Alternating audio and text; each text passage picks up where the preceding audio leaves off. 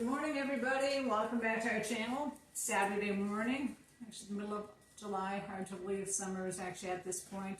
Here in Florida, we actually are starting back to school next month, so it's hard to believe that we're already that late into the season. Anyways, it's been a while since I've been in the kitchen. That's kind of the main guy here, but I'm excited. I wanted to try something I've actually made several times with good success. It's easy, it's really good, it's gooey, it's fun. Need I say anything more? What we're going to make today is something using refrigerator biscuits. Love those because that kind of gives us a head start. We don't have to knead and go through the process of bread making. And what this is, it's a caramel, kind of a munty pull-apart roll. And I like to use the traditional old-fashioned bundt cake pan. If you ever tried to get a hold of one of these lately, if you don't already own one, kind of a tough thing to find. Anyways, doesn't really make it taste any different. It's about presentation. It looks kind of nice when it's all said and done. Anyways, without further ado, we're going to go ahead, start our process. What this calls for is 3 tubes of the refrigerator biscuits. I got the butter flavored flaky biscuits. They don't sell them anymore. They used to sell them like 4 small tubes for pretty cheap, and now you don't have those options, at least not here.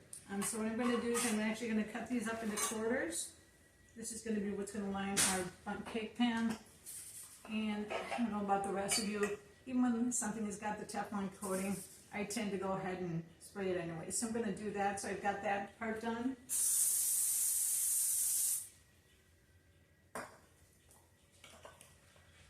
Probably won't stick, but it just makes me feel a little bit better when I do that. Okay, so we're going to start our process. This calls for a 1/4 cup of sugar, a teaspoon of cinnamon, and what I do is I put this in a gallon-sized bag, and then what I'll do is I'll be pouring up our refrigerator biscuits. That'll be our base for our product today. 2, I'm going to go ahead and pull that apart, and this is just a cheap find I got from the dollar store. It's actually nice for bars when you're cutting it. It's kind of marked off into inch sections, so you get nice even pieces. Anyways, we'll go ahead and start this process. And I'm just going to cut these up into quarters.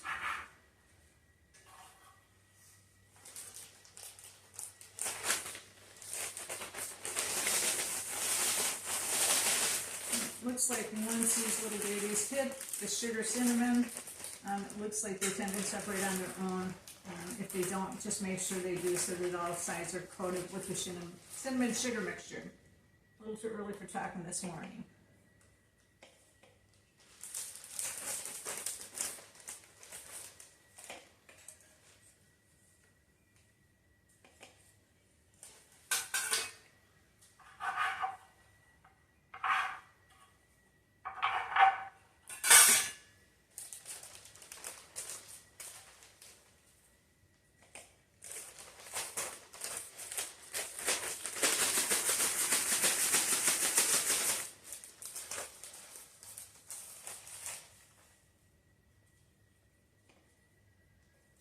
Hold this up so you have a little bit of an idea. This was 1 large can of the grand butterflake biscuits. I did buy an extra one, just a smaller size in case we needed it, and it looks like that's going to be the case. So I'm going to grab that real quick.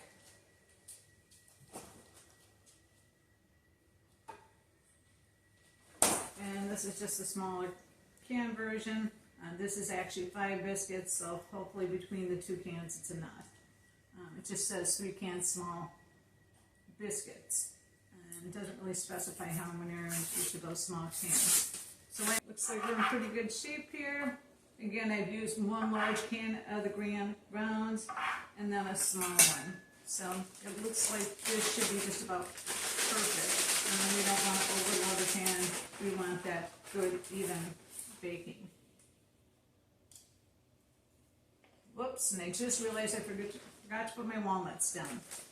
We'll take care of that. What we'll do is we'll just add those after they come out of the oven. Either way, it's going to be delicious. I can promise you that. This recipe doesn't disappoint. Okay, I'm over here. I'm actually going to go ahead and turn on the oven. This has a bake temperature of 350. I've got my middle rack set. And we're going to go ahead and start it. And put this aside for just a minute. And we'll move on to our next phase. This is where the fun really begins. I don't know that I mentioned this or not before, but this recipe actually calls for half a cup of vanilla ice cream. How can you go wrong with that, right? On a hot summer day. Anyways, that's just part of what makes it so yummy. Okay. Probably don't need a pan quite this large. Don't actually have the 2-quart saucepan, so I'm just going to go ahead and use this so we don't have any problems with spillage. And I'll add the other ingredients first. Part of what we need is half a cup or 1 stick of butter. I don't know about the rest of you folks, but typically when I bake, I use the unsalted and then add extra salt as needed. Just who I am. Okay, along with that, it also calls for brown sugar, and with the brown sugar, everything is half a cup for the ingredients of the topping on this. So it's a half a cup of butter, half a cup of brown sugar, and right now I got a 1/4 cup out, so obviously the 3/4 cup equals 1/2, 1.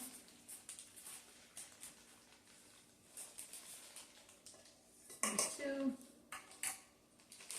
Got a half a cup there. It's all sealed up so we don't have to worry about that flying out later on. Put it back inside the Ziploc bag to make sure it stays fresh. As you can see, this is actually a Publix brand, the Green Wise, which is all their natural organic ice cream. I don't know that I was actually going for the organic part of it, but it had a flavor that just sounded irresistible. And this is actually something called salted caramel ice cream. Anything salted caramel screams to me and says take me.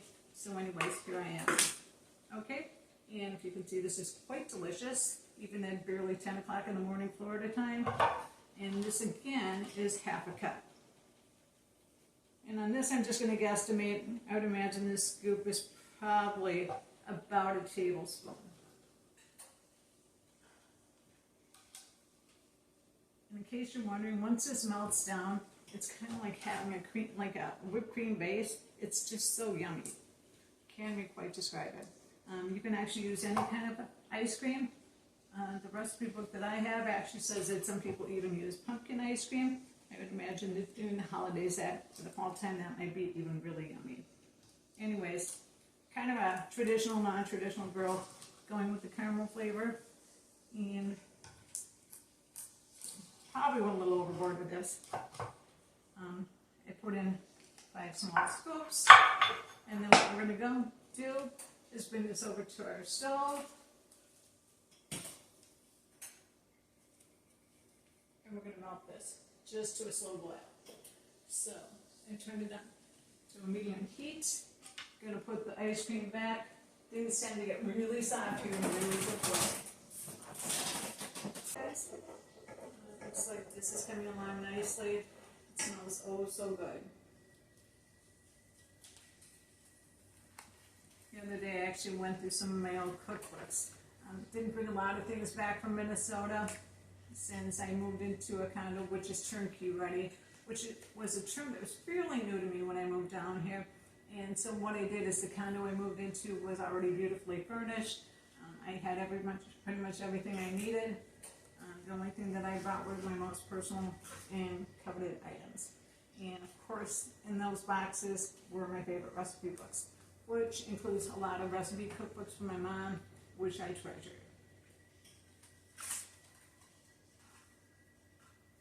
Anyways, this is a yummy one. It's got just about every recipe I've tried out of here has been awesome. So, anyways, here we go. We'll move along. You don't want it to cook any longer than that.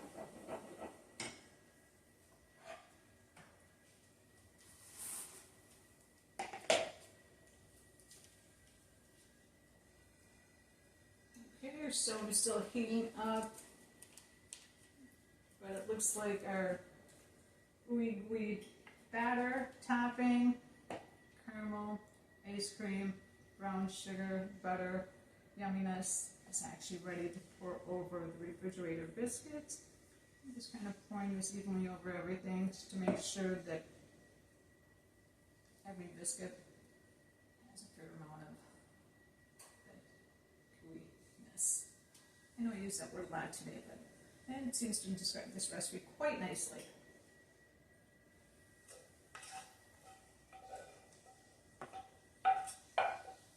And just an FYI, I know in the past I was so eager to make these and wanted so many of them that I probably put too many biscuits in.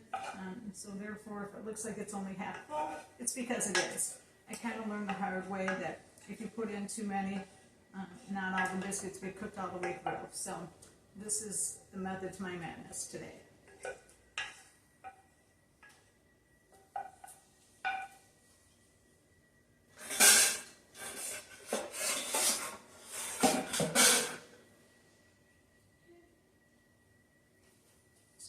Give this a light little coat here, again just to make sure the ones that I may have missed are kind of crying out to be covered in that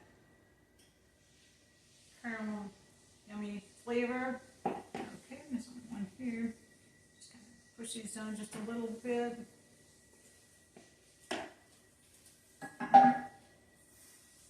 I'm not sure about the rest of you. You know what? There's something about this that even right now, it smells just divine. That's a word I like to use when cooking. If I can use that word, I think I'm going to have a pretty good recipe. Okay, our stove, we've actually got it and heating it up to 350. The recipe instructions say to cook it for 30 minutes. I've actually found I kind of start checking it in about 23 minutes.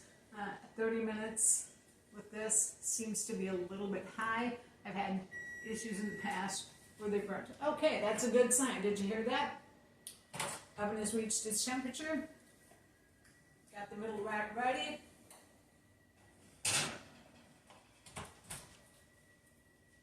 Gonna turn my timer on and see what happens. See you in 20 minutes. We'll check it first at 20 minutes, see how things are looking, and then if need be, we'll add that extra time.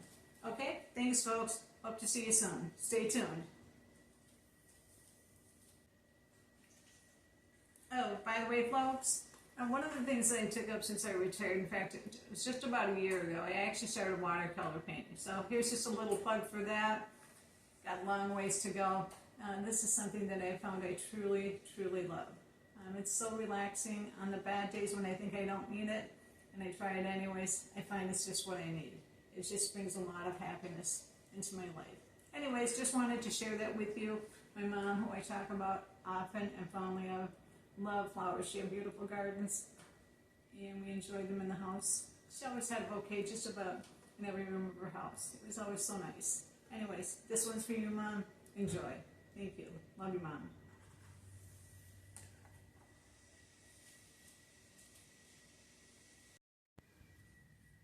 Hey, everybody. As Arnold Schwarzenegger said, and it's probably the most frequently, or at least one of the most frequently movie lines used by everyday people, I'm back. Anyways, just wanted to give you an update. And here with the finished product, I did end up cooking it for 30 minutes. It was at I cooked it at 350. I know, as I said, with the bundt cake pan, there's a little bit more depth to it. So you want to make sure that all the biscuits from top to bottom are getting done. Keeping your fingers crossed. Did a little bit of a knife test to make sure it came out clean. It did, so here's to hoping. Okay, and what we're going to do next is we're going to actually invert this onto, oh, it's very, very hot, and we're actually going to put this on a cake pan, turn it over, and hopefully not make a mess. Maybe I'll try to do this first, see if this works better with all the caramel. I just want to make sure I'm not going to leave a huge mess for myself to clean up. So far, so good. Okay, I'll let that sit for just a minute, just to make sure that all that caramel has a chance to run down the sides and the center. That's part of what makes it so delicious. As I said, part of what you can actually do, and I forgot since I'm not a huge nut fan, is you can actually add some chopped nuts, pecans, walnuts, to the bottom of your bundt pan after you spray it down. And that way the top of your ooey gooey caramel rolls have a little bit of nutty goodness. Anyways, I thought for today's presentation I'd do that. Okay, so let's see where things are at. Okay, I'm going to take this off. So far so good. Oh, looks like a couple of them actually stuck to the pan. So what I'm going to do, I'm just going to go ahead, put those back in place with the knife. A little bit of finger looking good action going on here. Must say, so far so good.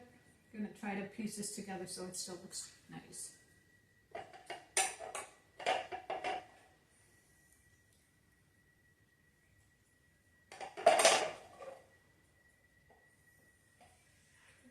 Fingers are clean.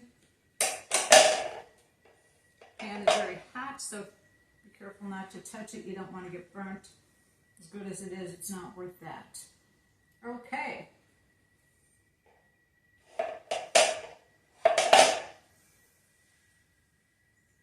Try to kind of piece that together as well as possible. Go ahead and take a spatula, get rid of what's left of the caramel in the pan. It's definitely passing the sticky test. You can feel it on my fingers. We'll go ahead and we'll do a little scraping just to get some of that extra caramel on there. I don't know. There's a few things in my life, in terms of goodies, that I just never feel like I can get enough of. Caramel definitely being at the top of that list. I remember when I was a kid, my dad, when we get a box of caramels, he always seemed to know which ones were the caramels. I didn't know if it was the square shape or what it was. As I got older, I kind of figured out that he was kind of probably checking me from the bottom, and then we ended up kind of with the cream centers. Not so good. Anyways, good memory from my childhood. Okay.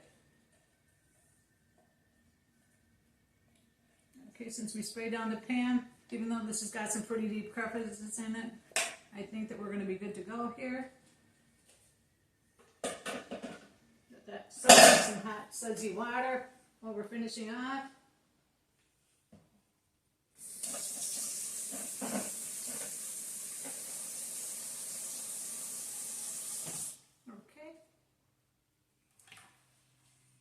Just because I'm big on presentation, I'm going to flip this around a little bit so you get a kind of a nicer side to this. Okay, I've just got about half a cup of chopped walnuts here. And I'm just going to sprinkle those on the top. Take my hands just to kind of put those in place. Again, you don't have to add these. It's just an added thing. A lot of people like nuts. I'm not a huge nut fan. I like the flavor of it, just I'm not big on the texture, especially of walnuts. For some reason they kind of hurt my teeth. Anyways, we'll go ahead and put those in place. I'm thinking it's looking pretty good.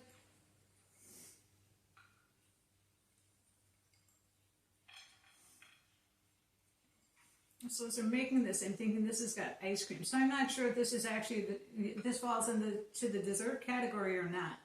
Regardless, either way, I'm going to go ahead and I'm going to splurge this morning. I'm going to have some. It smells really good. Got my plate ready.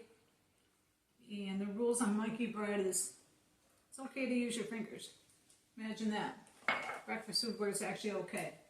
Anyways, that's going to be the most fun, most practical way. One less dish to clean. So we'll go ahead and pull off a little bit of a piece.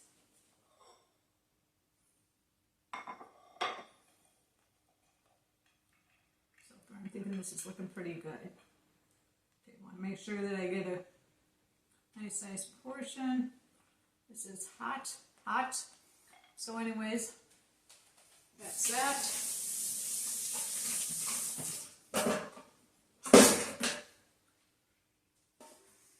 And since it's Saturday, in our house, calories don't count on Saturday quite so much. I'm just going to add a little bit of butter. And this is a yogurt flavored butter. I don't know, I've only seen it at Publix and only seen it actually in the South here. So maybe there's other places that have it. It's just kind of a nice alternative, even though it's probably not the most healthy thing. I don't know, there's just something about butter on a sweet roll, especially one warm out of the oven. It just, I don't know, a few things compare. Anyways, this is pretty much it, folks. This is the finished product. This is what I'm looking forward to in a couple minutes. Hope you'll try this recipe. Again, what it is, it's the grand refrigerator biscuits cut into quarters. Into that, I took a gallon size bag with a resealable top, added a 1/4 cup of sugar with a teaspoon of cinnamon, combined those two things, and then I took my quarter pieces of the refrigerator biscuit and kind of shook them up in small batches just to kind of coat each side evenly. I put those inside of a buttered bundt pan. Again, you can add nuts to the bottom of that when you're preparing it. And then what my topping is, it's half a cup of ice cream, half a cup of brown sugar, and a stick of butter. That's all you do. You put it on your stovetop, you cook it just to a boil, take it off the heat, and you'll actually put that on top of your refrigerator biscuits. Put it in the oven, preheated oven, 350.